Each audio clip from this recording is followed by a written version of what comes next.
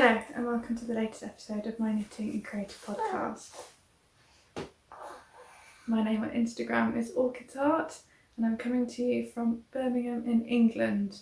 Now for me it's been a little while since I last recorded because, well, you can see, I had my baby. But for you guys I did pre-record a couple of videos in advance, so I don't think it's been that long for you guys. But yeah, so this is an experiment. I'm home alone. I've been trying to get the little one to go down for a nap in his Moses basket and he didn't want to. So I put him in the carrier and he has gone to sleep on me. So I apologise in advance for any grunts, snorts, bottom noises, whatever else. I promise they're all coming from him and not from me. And we'll see how this goes. It might work, it might not. So I'm not wearing any lovely knitwear because I'm in prime position to be sicked up on or spat up on, which has already happened once and you can't see. So I'm saving the nice knitwear to wear when not in this situation. But yeah, so I hope everyone's doing well. I'm not going to talk too much about baby stuff, but I will say for all of those who sent really lovely well wishes and asking how things were going, we're doing alright. Up till now I've had a lot of help, so I think I've had quite an easy time of it, and maybe the newborn shock is yet to come because my partner starts back at work next week. So yes, at the moment I'm fairly well rested and we're doing well. We shall see how back to work affects everything. But yes, so anyway, getting into the knitting stuff. So obviously, I think the last time I recorded an ordinary podcast was probably 6 to 8 weeks ago. He is about 5 weeks old now, I think. Time is going really quickly. So this is a lot of time that I've had to find time to knit. This isn't as much as I would have done or achieved had I not had a small baby to look after.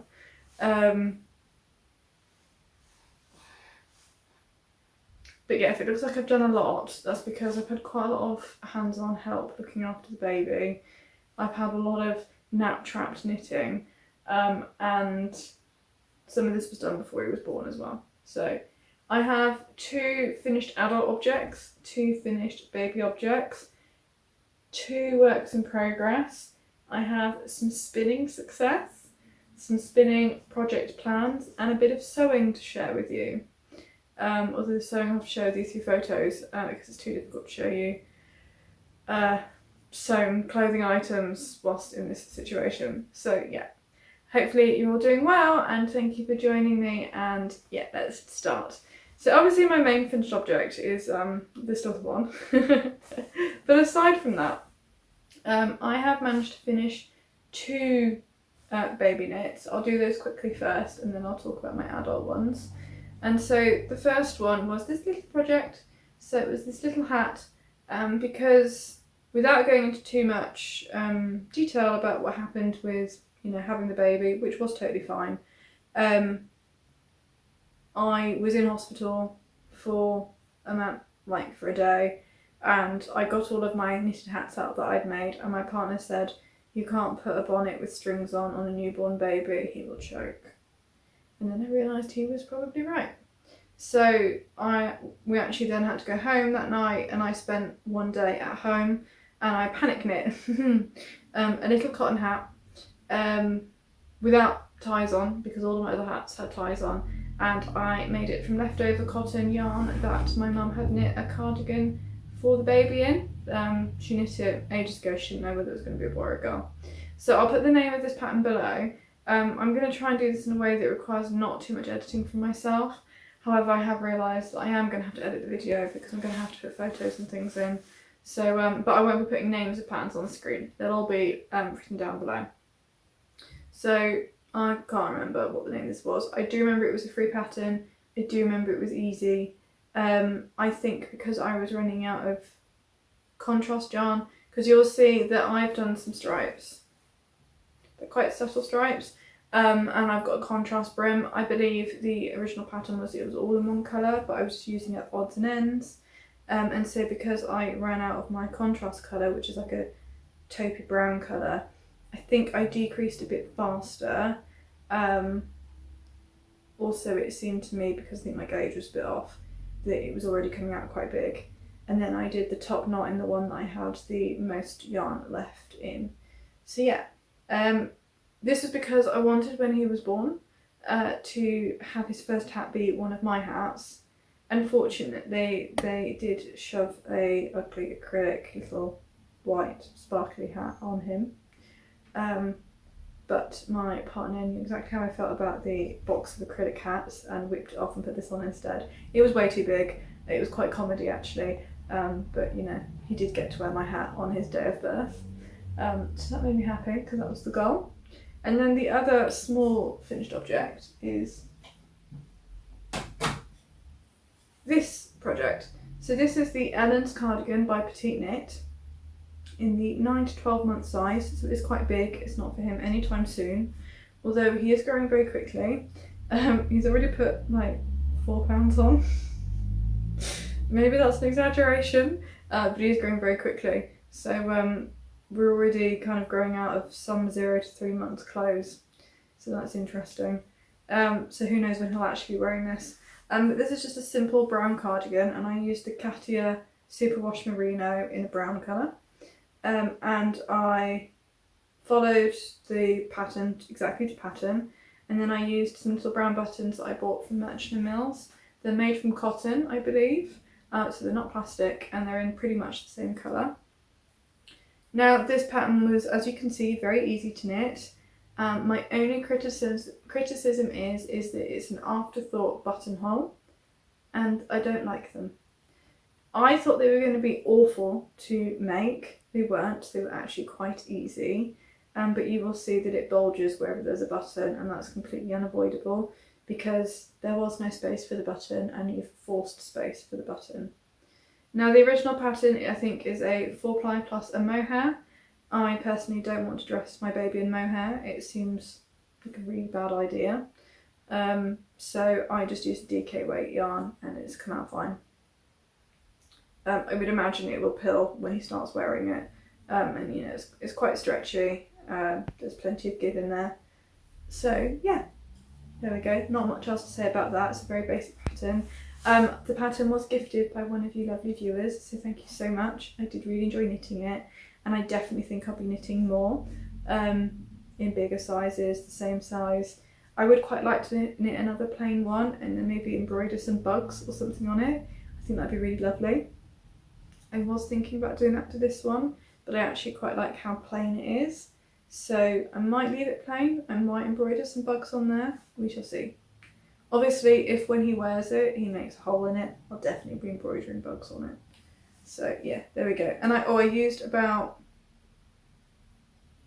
3 balls of the yarn, I think.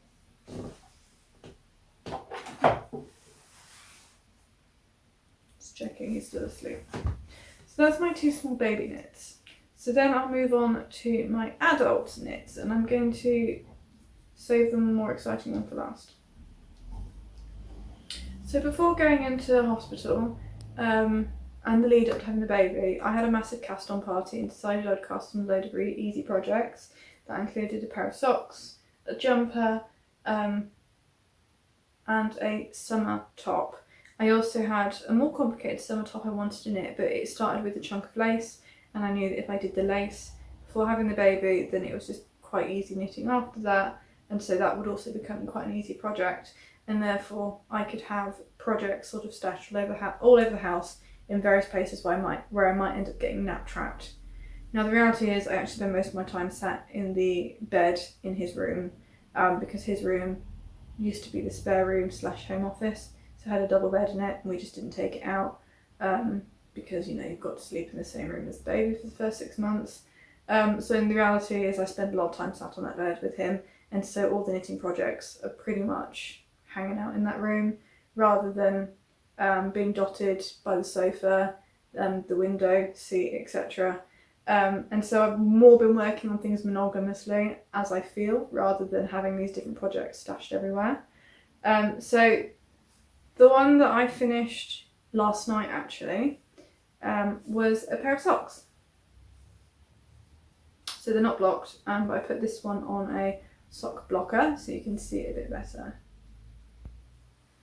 So this is a yarn that I picked up when I was on holiday last autumn, so almost a year ago now. We did a road trip around America and a little bit in Canada, and so this is the Kroy sock yarn, and let me get the label out to have a look at which colour. So years ago my mum bought some Kroy sock yarn from Canada and had it shipped over and knit me a pair of socks in it, and I absolutely loved the socks.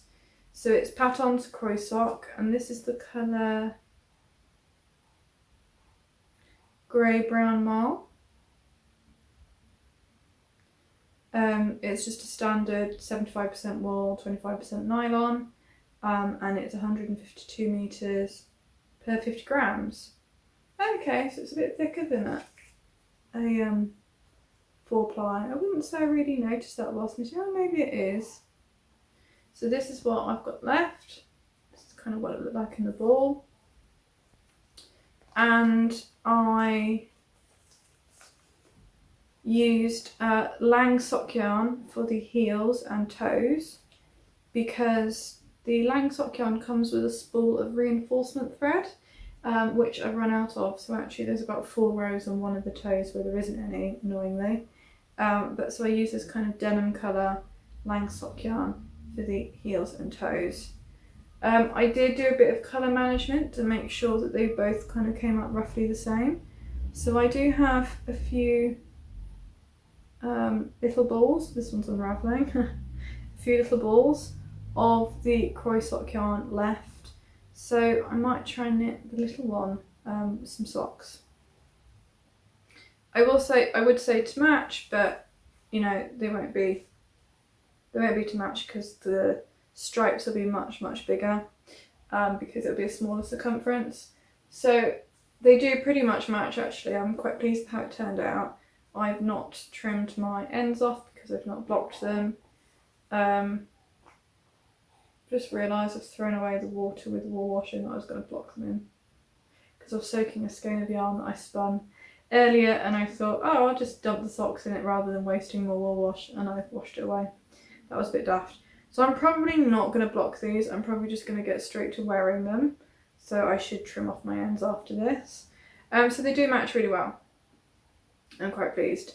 And I knit the leg quite long. I want to wear them with my Birkenstock boots, and I think they'll be really cosy for winter. And I have found that my other Kroy sock and Lang sock yarn socks have been really hard wearing and worn really well. So I've had them years and I've not mended them, and I have actually worn them in my boots. And those ones are a bit on the big side, and so they have moved around in my boots as well, and there's still no holes. So I think I've done really well. So yeah, I don't think it's a yarn you can buy very easily in England. And so I bought it in the shop Michael's in Canada, and I was really hoping that they'd have more colourways. And I think I went into 3 Michael's shops, and I might have seen 2 or 3 colourways. That was it. And only one that I actually liked. So that was a bit of a shame, because it's a really affordable, decent sock yarn, and I did kind of want to come back with a bit of a stash of Kroy sock, and couldn't. I only came back with enough for 1 pair.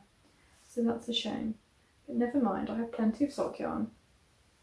I just realised I could have shared some acquisitions with you, but I haven't brought it down, so I'm not going to. Is that a little squeak you just made? He makes quite a lot of noise in his sleep, but we're doing quite well today. My main finished object, however, is this, and I don't know how well you're going to see this because I'm aware it's not the brightest, sunniest day, so I'm hoping this video isn't too dark. If it is, I guess I'll have to refilm. But I didn't want to leave too long a gap between the last video and this video, so I'm taking my chance whilst I can. So this is a Ranunculus.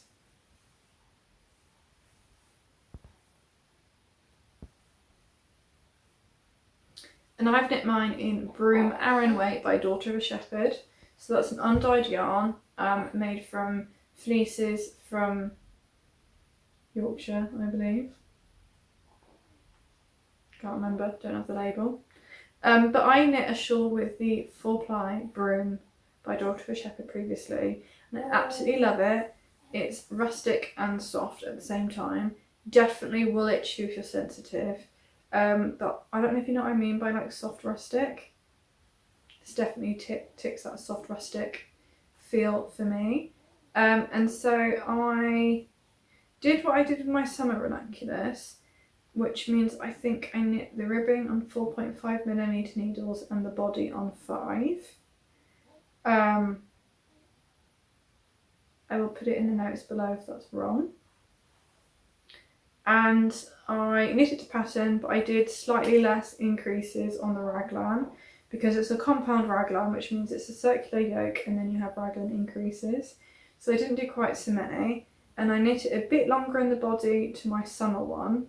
And then with the sleeves, I just knit them straight down with no shaping, and then did some rapid decreases at the end, and then did the ribbing with a sewn bind off on the cuffs and the bottom ribbing, so that they'd have a bit of a balloon shape. Now I was hoping for the sleeves to be a little bit more dramatic than they are, but probably this is more wearable than what I was intending. And I wanted to do that because I do have a couple of dresses with puffed sleeves, so I was hoping I could wear this over those in the winter because I do struggle to wear those dresses in the winter. So we shall see. I have a feeling that that probably won't accommodate such big sleeves, but there we go.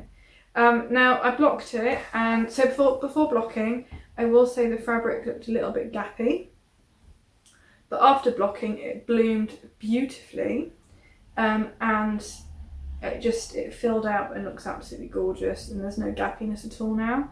And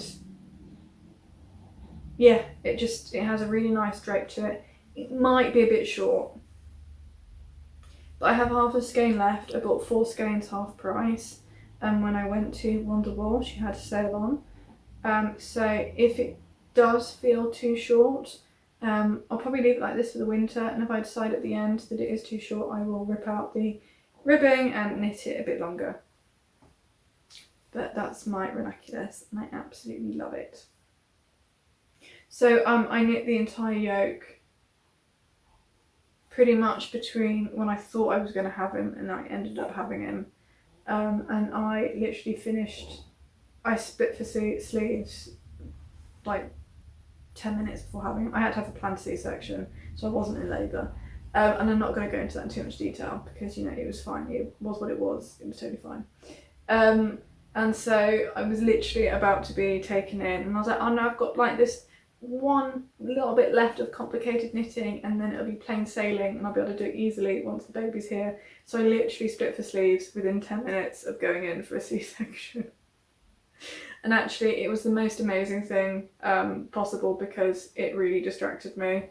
And so I didn't really have time to feel anxious about what was coming my way because I've never had surgery before. Because I was so focused on the textured yoke and splitting for sleeves before the baby arrived. So yeah, little bit funny, was knitting right up until the last. I think I mentioned on Instagram that I was knitting right up until the end, and people had images of me in labour knitting, and I was like, no, I'm not that hardcore.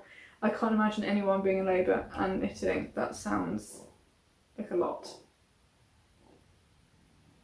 We have some snoring going on. So that's all my finished objects. So moving on to whips. Well, that's all my finished objects knitting wise. So I don't know if I've shared this one with you or not, in which case I don't know whether there's been lots of progress or not, because I do pick this up time to time, but now that it's pretty much autumn and summer's over, who knows, I guess it's going to be ready for next summer now. So this is my, oh no, just dropped on the stoppers. There's no way I'm picking that up right now. This is my Golden Oak top by Anthea Knits, I think. So I don't know if you can see that lace detail. I would imagine it will really sing when it's blocked.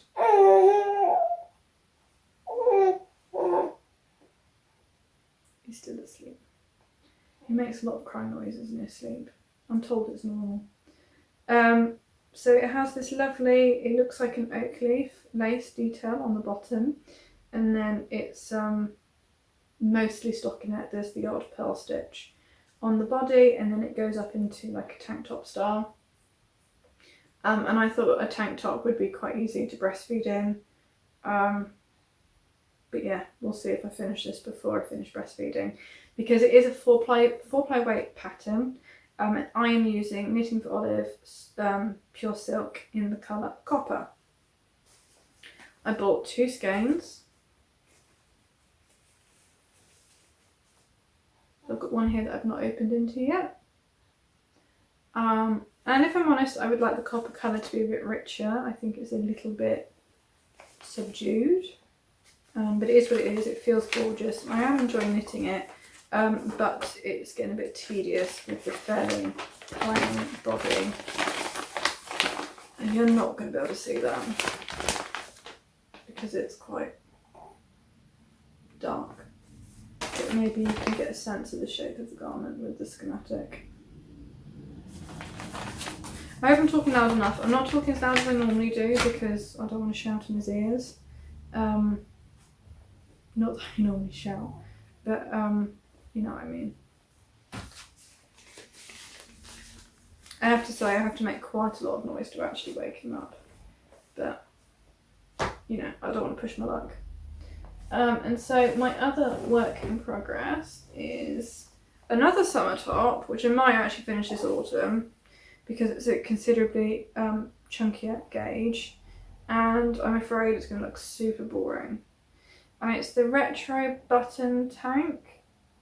And I was meant to bring down the pattern so I could show you the photo, but I haven't. And that's all I've got. Just a stockinette strip. I'm using the yarn Lena by Sanders Garn in the colour 0521, I think.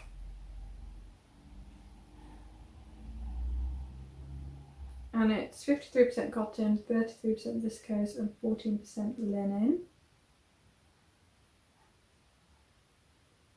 They spell viscose really oddly on here considering it's supposed to be in English. Because they have it in 3 different languages. The middle one is English, but viscose is not spelled in English. But yeah, so I bought 3 skeins of that yarn. The pattern was also gifted. Actually, the Golden Oak pattern might have been gifted as well. So, apologies, I can't remember with my baby brain. But thank you very much to everyone who has gifted me a pattern. I do have a couple of other patterns in my Ravelry wish list of patterns I would like to knit in the not too distant future.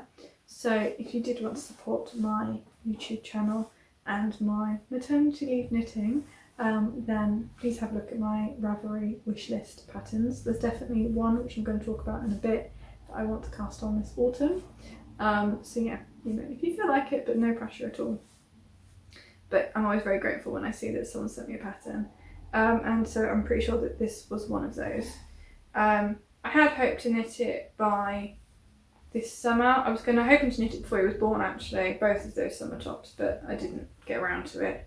I was amazed by actually how tired and how little knitting I did between finishing work and having the baby. Like last month of pregnancy I was just knackered. I did quite a lot of sleeping. So yeah, which I'm sure was normal. Sorry, thoughts come in my brain and then just fly back out again. So that's my 2 main whips. I do have my Ovis, so that tank top, it's like a sleeveless tank with buttons down the front. So it would be very good for breastfeeding. Now both of these tops, I started knitting them before I started breastfeeding, and my chest is considerably bigger than it was when I was pregnant. So they might be too small. So they might have to be things that I wear after I finish breastfeeding anyway. But I don't think my style is going to change, or my taste. So it should be fine. I should still be able to wear them. I hope so, because I'm investing a lot of time in these projects. And you know, silk yarn isn't that cheap. I've never knit anything, don't think in pure silk before. No, that's a lie. I did knit a little Sophie scarf in silk before. But yes, that's my main knitting whips. I have a pair of socks, which is a lingering whip for like over a year now, but I keep meaning to pick them up.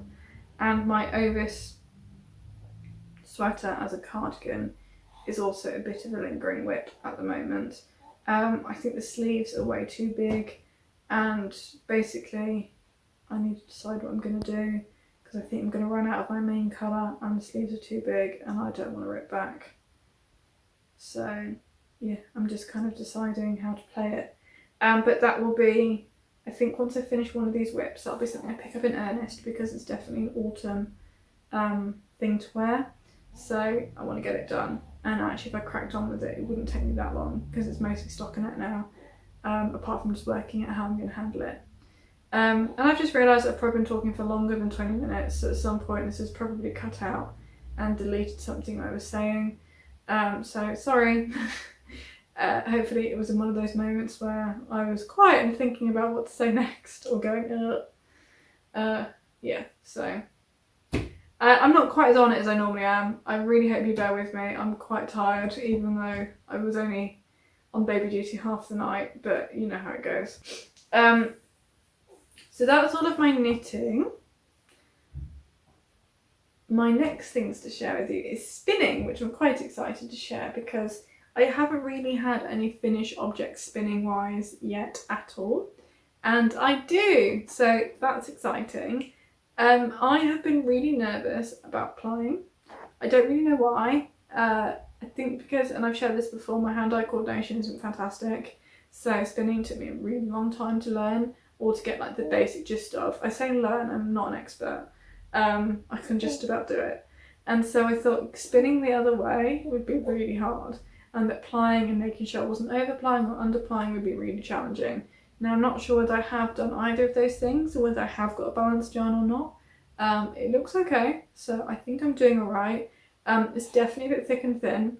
There's definitely some parts in the singles that were overspun, too thick, underspun, etc. Because I was learning, and I definitely found towards the end of the pregnancy I was really struggling to spin, and I was still making myself do it because I wanted to finish spinning the singles before having the baby. I didn't, so I had to finish it afterwards. And so the other day my partner was watching the baby, and so I had a bit of time where I could focus on my spinning, and then I decided to stop putting off the plying and just go for it. And I'm really glad I did, because it actually isn't hard. So if anyone like me who's putting it off because they're too scared to ply, because it's a new thing, and learning to spin the singles in the first place was hard enough, it's fine, it's not a big deal. So hopefully again it's not too dark in here. Here is my finished skein of yarn. If it is really dark in here, I'll stick in a photo. So this isn't all of it, I've still probably got, this is probably 2/3 of it. The singles snapped whilst I was plying, and so I just I plied this, I skeined this up, I soaked it and dried it, and I've only just finished plying and soaking, well it's drying now, the second part today. So, and actually that skein looks like it's going to be a lot neater.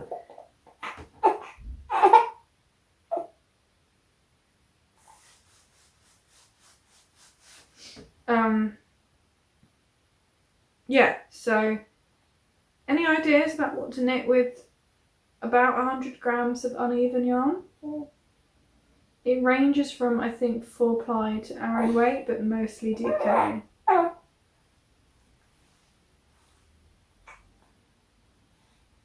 Still asleep. So yeah, any ideas? I'm open to the idea of it being colour work. I'm also considering waiting until I spin my next skein, because I think the colours would go together quite well.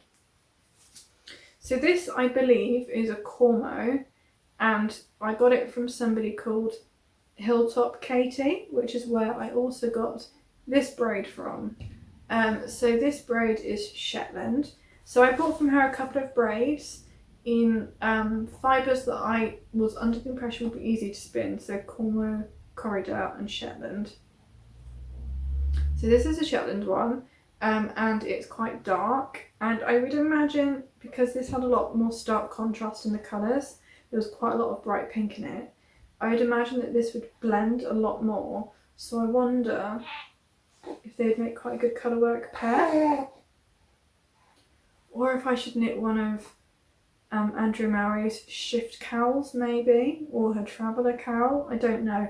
I don't really like triangular cowls or triangular shawls, so in that sense they don't really appeal to me. But I understand they are quite good for hand spun and uneven texture. So I'm hoping to start that next week. So that's my spinning.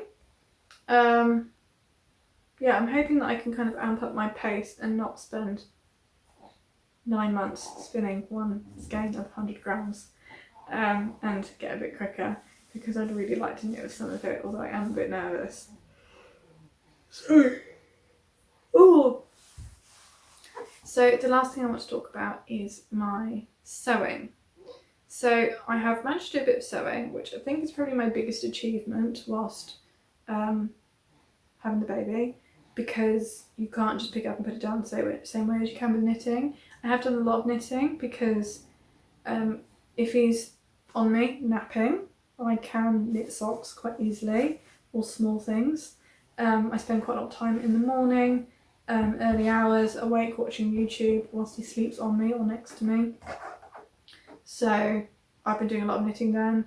It's a lot harder to do sewing because the sewing setup is in the other room to where he is most of the time.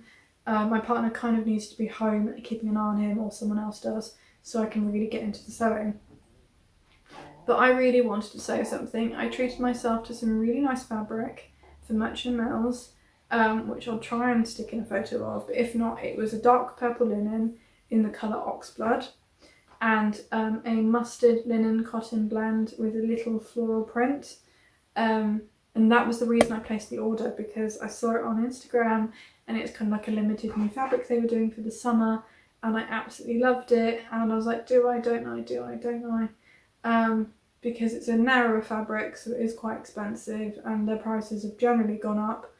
So I was like, oh, okay. And in the end I thought, you know, I'm not going to be buying fabric in the same amounts as I was before having a baby, because I'm going to have less time to make things. And I don't have that many clothes that actually fit me, because I'm no longer pregnant sized, but I'm no longer pre-pregnancy sized. I'm wanting to make bob pants for a really long time, so I decided I would get that linen to make some bob pants because they looked quite easy and quite a quick sew. And so I made a toile, which I'll try and stick in a photo of, out of an old bed sheet, which took me about an afternoon.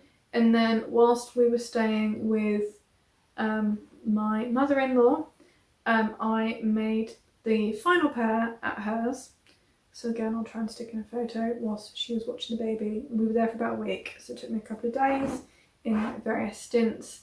And I normally would stitch down in the middle of the elastic waistband, but because I don't know whether my waist is going to change, I just stitched down either side on the elastic so that I could easily unpick it and make them smaller if I need to, because I did make a size bigger than I normally would, because my middle's understandably a bit bigger than I was. And I thought, well, because they're quite a flexible size, that I could just shorten the elastic if I need to in the future. And if you stitch down the middle of the elastic, from experience I know it's hell on earth unpicking it, because you have to like stretch it out and unpick it at the same time, and it really hurts your hands. Or you have to stretch it over something and unpick it that way, and it's just cumbersome and awful and just not fun. So I didn't want to do that. And so yeah, so these are my, hopefully you can see my finished bob pants. I'm really pleased. I didn't make any changes to the pattern. No, other than the elastic thing. And they were really easy. I do really recommend that pattern if you want some basic trousers. So they've been really lovely to wear, and I only quickly tacked my toile together using a really big size stitch, like 4mm or something, so I can pull them apart really easily, and I might actually go ahead and dye the fabric and sew them up properly, because the bedsheet is actually really nice and soft. It's 100% cotton, so at some point I might do that. equally it might just languish in my box for the next few months because I'm not in a hurry. So yeah, that's something that I might do. And yesterday I had a couple of hours, so I started sewing a toile for the Anthea blouse, and again I'll put a picture here. As you see, I kind of only made half of it and I didn't do any finishing. I haven't done like the neck or the hem or anything like that, but I just wanted to get a sense of the size because again I've had to go up a size. And I'm trying to decide whether to make it in the floral fabrics I bought from Merchant Mills or not, because unlike the trousers I can't just put in the elastic to make them smaller if I need them to be smaller in the future. So I'm trying to decide whether it's worth making a summery item now in the size that I am whilst I'm breastfeeding, and whether I should wait till next summer when realistically I might have to stop because I'll be going back to work. And things might change because I have no experience of this and I don't know. So I'm umming and ahhing. Part of me's thinking, you only live once, make the top. But then am I realistically going to wear it now that it's starting to get colder? I would probably wear it a lot over the next month, but am I going to be able to make it anytime soon? I don't know. Doing it properly and neatly will take me a little bit of time. I mean, normally I'd probably be able to do it in a day, but I don't get a day's worth of sewing time anymore. And I don't want to rush it. I did make the trousers quite quickly, but they were quite a simple basic thing, and so I felt quite confident doing them quickly. But with a shirt with puff sleeves and a placket and buttonholes, etc., and bias binding around the neck, I want it to be nice. The only thing I did decide to do differently, the bottom of the sleeve, you gather it and then put like a bias binding cuff on it. What I've decided I'm going to do is I'm going to lengthen the sleeve a little bit and turn it under and put elastic through so that it's got a flexible sizing, because I think that's more comfortable for me, because I made a McCall's gathered or puffy sleeve dress in the past and the sleeve cuff is a little bit tight and I find it a bit uncomfortable, and I really wish I'd done elastic, just so that you know, you can push it up if you want to, or it can just sit or whatever. I just find that sizing more flexible.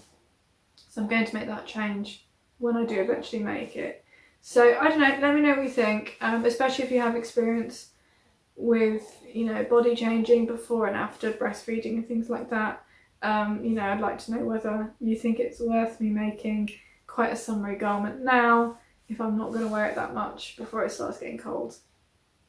I don't know, what do you think? Because my only knitted vest, can't wear it, it's too small, so I can't wear that over it, plus it would clash massively. I don't think I have any knitwear I can wear with it, so I then have to knit something to go with it to make it a cold weather item, and that's even longer. So yeah, I don't know. But let me know what you think. Sorry if I was a bit sort of sleepy and slow, but I wanted to catch up with my projects. I hope it was still interesting and enjoyable. And I wanted to show my face because quite a few of you have been sending me really lovely messages saying, I hope things are well, I hope you're doing okay, I hope the little one's okay. And yeah, as you can see, he's here, we're doing all right. And yeah, so thank you very much from both of us, and I will hopefully speak to you soon. If you want to find me on Instagram or Ravelry, everything's below. If you want to see my Ravelry wish list, that's below. And I do have a Ko-Fi account if you want to support me there. But absolutely no pressure for any of it. I'm just happy to be here and share my creative escapades with you. So thank you and speak to you soon. Goodbye.